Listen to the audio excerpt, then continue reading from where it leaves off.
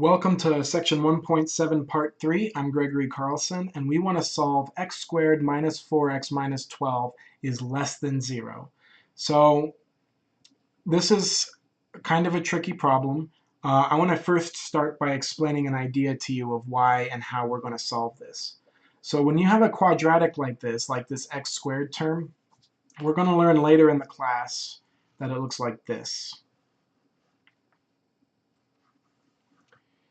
If instead of having a 0 right here on the end, if I put a y here instead so that it was a graph, the graph would look like this. And so we want to know, when is this graph less than 0? And so you'll notice that there's two critical values. One critical value is there and one is there, where we hit the x-axis. So what we're going to do is we're going to find out those values. And then what we're going to do is we're going to test a point here, test a point here, and test a point here. When we find these critical values, it's going to break the graph up into 3 sections. And if we test one point in that interval and it's negative, then because of calculus, every single point in here is also going to be negative.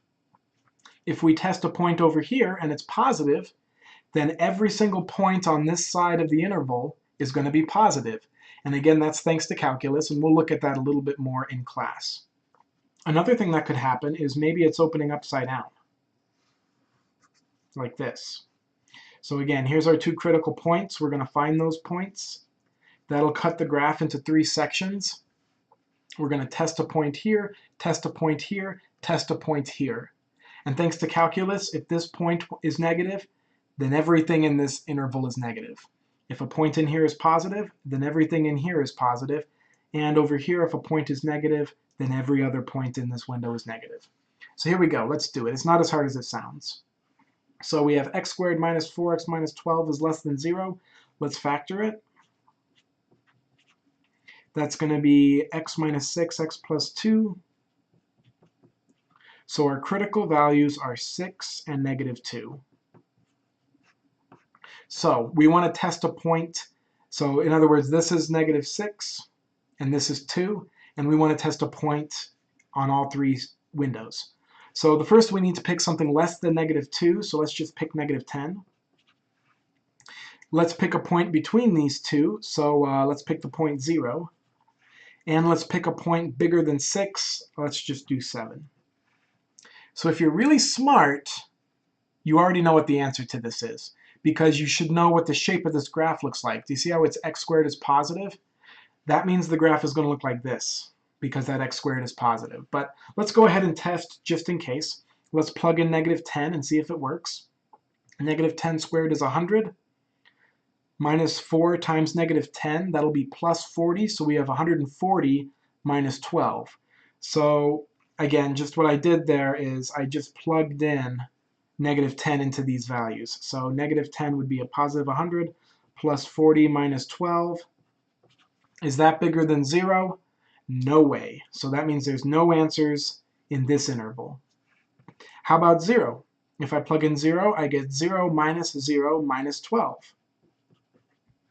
So that is less than 0. So there are answers there. How about bigger than 6? If I plug in 7, I get 49 minus 4 times 7 is 28 minus 12. Is that less than 0? Well, 49 minus 28 minus 12 will be 9. And 9 is not less than 0, so that's bad. So in our 3 intervals were negative infinity to negative 2, negative 2 to 6, and 6 to infinity. We tested one point in each of these intervals, and we found that only this interval had the right answer. It had an answer that worked. So here is the answer. And you'll notice that that makes sense because we went from negative 2 to 6. And that's the only place where we're less than 0. So on this one, you're probably going to imagine that because we have a parabola that's positive, which means it's opening up, and we're greater than or equal to 0, we should get 2 windows that both work. So let's try that. We'll factor it. Let's see. Oops. I need two numbers that multiply to make negative 20 that add up to 8. And I think that'll be plus 10 minus 2. So x equals negative 10 is a critical point, and x equals 2 is a critical point. So here are the three intervals we need to test. We need to test negative infinity to negative 10. We need to test negative 10 to 2. And we need to test 2 to infinity. And this time, actually, these should be brackets. A bracket around negative 10, a bracket around 2, because we have the equal sign right here, whereas in the previous problem we did not have the equal sign. So let's test a point in each of these intervals. I'm going to test negative 100, which is in here. Let's test 0 again, because that's a really easy one to test, because it makes lots of stuff go away. And let's test 5.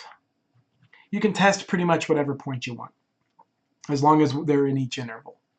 And don't test your critical point, because if you put in your critical point, you're going to get 0. So negative 100, let's see, this is going to be, plugging it into this, negative 100 times negative 100 is going to be positive 10000. Negative 100 times 8 is minus 800, minus 20. Is that greater than or equal to 0? And it's pretty obvious that it is, but 100,000 minus 800 minus 20, yeah, that's clearly bigger than 0. So yes, this solution is part of the answer. And again, once again, we're looking at this. We just proved that all of this graph is going to be bigger than 0 to the left of that. So now let's test a point in this middle window. Let's plug in 0. We get 0 plus 0 minus 20, which simplifies to negative 20, which is not bigger than 0. That's a false statement, so that does not work. Now let's test 5. 5, sorry, my page is off the screen. Let's test 5. 5 times 5 is 25, plus 5 times 8 is 40, minus 20. So 25 plus 40 is 65. And yes, that'll be 35, which is definitely greater than or equal to 0. So you can see, again, what we did was we found the two critical points, and then we tested a point in each region. And we found that this point was positive, which means all of these points are positive. Our middle region was negative, which means that all of these are negative. And this point, the third one, is positive, so everything over here is positive. So the answer to this one is these two intervals. These two intervals are our answer, and so let's write them in one line. Negative infinity to negative 10 with a parenthesis, or, no, with a bracket, excuse me, with a bracket, or 2 to infinity. So this problem should maybe be a little later on in the course because it's kind of difficult. But hopefully all of that made sense to you. All of the points for when this quadratic is bigger than 0 lie in these two intervals. And so you'll notice that, kind of similar to the ones we did right before this video, this is kind of an and problem because we're being constrained and we only got one interval. This is kind of an or problem, which gave us two intervals of answers. And so this one's an and, this one's an or.